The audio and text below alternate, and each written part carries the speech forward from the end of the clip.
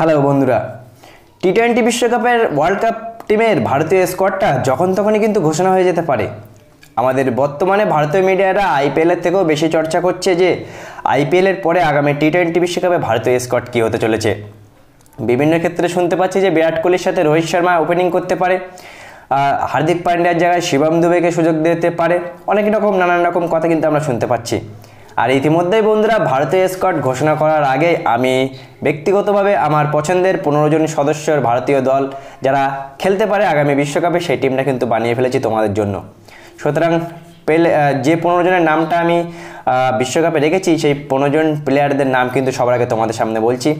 Rohit Sharma captain আমার টিমে, শুভমান গিল, বিরাট কোহলি, সূর্যকুমার যাদব, শিবম দুবে, রিঙ্কু সিং, ঋষভ পান্ত, ঈশান কিষান, হার্দিক পান্ডিয়া, জসপ্রীত বুমরা, আবেশ খান, অর্শদীপ সিং, যজুবেন্দ্র চাহেল, কুলদীপ যাদব, মোহাম্মদ সিরাজ।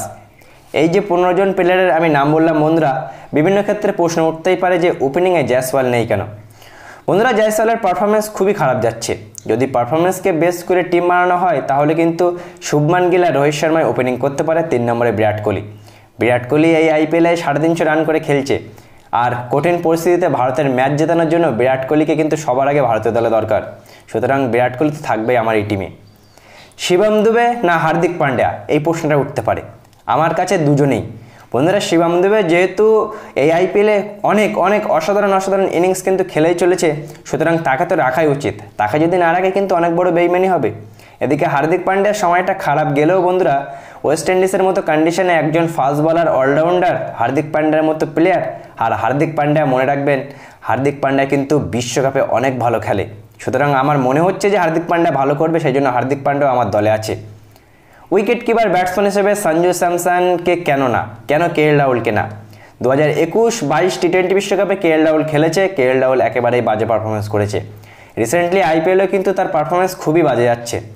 আর 1.5 বছর বাদে ভারতীয় দলে আইপিএলে কামব্যাক করা ঋষভ পান্ত ব্যাটিং তো ভালো করছেই, নো ডাউট, স্ট্রাইক রেটও ভালো, কিন্তু তার থেকে সবথেকে বড় বলতে হবে তার উইকেট কিপিংও কিন্তু অসাধারণ করছে। ঈশান কিষানকে আমি সেকেন্ড উইকেট কিপার হিসেবে নিয়ে যাব, কারণ সেও ভালো ব্যাটিংও করছে, রিসেন্টলি আইপিএলও ভালো করছে।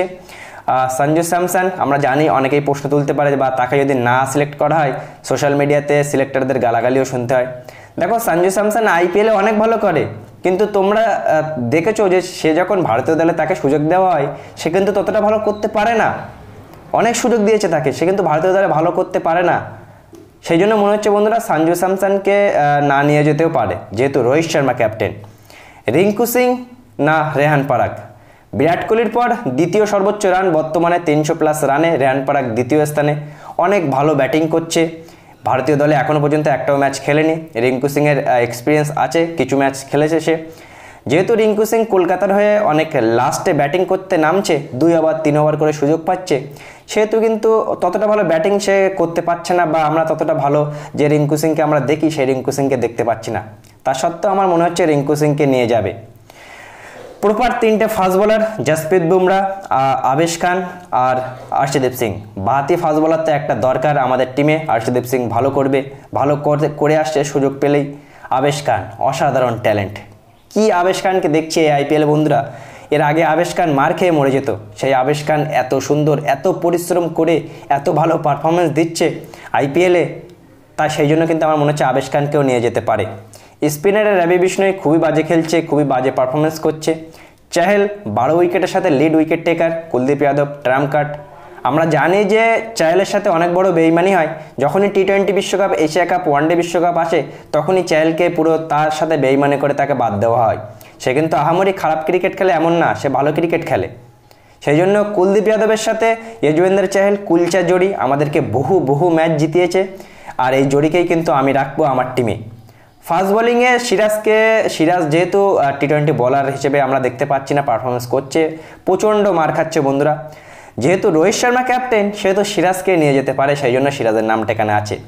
সিরাজের জায়গায় যদি মোহিত শর্মা বা সন্দীপ শর্মা থাকে তাহলে সেই খুবই ভালো হতো, কিন্তু আমার মনে হচ্ছে না এই দুজনকে রাখবে। মোহাম্মদ শামি তো নেই, সে থাকলে খুবই ভালো হতো। মেন আমাদের বলার ছিল মোহাম্মদ শামি, জসপ্রীত বুমরা জড়িটা থাকলে খুবই ভালো হতো, কিন্তু শামি থাকবে না, সেই জন্য সব থেকে বেশি দায়িত্ব কিন্তু জসপ্রীত বুমরার ওপরেই থাকতে চলেছে। অনেকেই আবার বলতে পারে যে মায়াঙ্ক যাদব কেন না। বন্ধুরা, জজবাতি হলে হবে না। আমরা জানি যে আমাদের টিম অনেক ভালো করার জন্যই ভালো একটা স্কোয়াড দরকার। মায়াঙ্ক যাদব আইপিএলে 2-3টে ম্যাচে ভালো করলেও তাকে কিন্তু ইন্টারন্যাশনাল খেলার কোনো এক্সপিরিয়েন্স নেই, তাকে নেওয়া একবারে উচিত না। তোমরা জানো যে 2021 সালে আইপিএলে ভালো খেলেছিল ভেঙ্কটেশ আয়ার আর বরুণ চক্রবর্তী। সেই আইপিএলটা দুবাই হয়েছিল। পরবর্তীতে টি-20 বিশ্বকাপ দুবাইতে হলে ভারতীয় স্কোয়াডে ভেঙ্কটেশ আয়ার আর বরুণ চক্রবর্তীকে অ্যাড করার পরেও তারা কিন্তু একেবারেই ভালো পারফরমেন্স দিতে পারেনি। যে প্লেয়ারকে আইপিএলে ভালো খেলার পরে ভারতীয় দর্শকরা, ভারতীয় সিলেক্টররা তাদেরকে সুযোগ দিয়েছিল বা তাদেরকে দেখতে চেয়েছিল, কিন্তু তারা ভালো পারফরমেন্স করতে পারেনি। সুতরাং তাকে নিলে হবে না। মায়াঙ্ক যাদবকে আমার যে মনে হচ্ছে তাকে নেবে না, যেহেতু রোহিত শর্মা ক্যাপ্টেন। আর আমার টিমে যে ক্যাপ্টেন তো রোহিত শর্মা থাকবেই, ওপেনিং শুভমান গিলের সাথে করতে পারে, 3-এ বিরাট কোহলি, 4-এ সূর্যকুমার যাদব, 5-এ শিবম দুবে তো অবশ্যই অনেক অনেক ভালো করছে। উইকেট কিপার ব্যাটসম্যান হিসেবে প্রথম চয়েস কিন্তু আমার ঋষভ পান্ত, সেকেন্ড চয়েস থাকতে পারে ঈশান কিষান। হার্দিক পান্ডিয়া খেলবে আমার টিমে, জাডেজা, রবীন্দ্র জাডেজা খেলবে না, কারণ রবীন্দ্র জাডেজা ভারতীয় হয়ে টি-20তে ততটা ভালো তার রেকর্ড নেই। সুতরাং রবীন্দ্র জাডেজাও কিন্তু আমি স্কোয়াডে রাখলাম না। সবার আগে টি-20 বিশ্বকাপের 15 জনের সদস্য স্কোয়াডটা বানিয়ে ফেললাম। তোমাদের কেমন লাগলো বা কোন প্লেয়ারকে অ্যাড করলে এই টিমটা আরও স্ট্রং হতে পারে অবশ্যই জানাবে তোমাদের মতামত।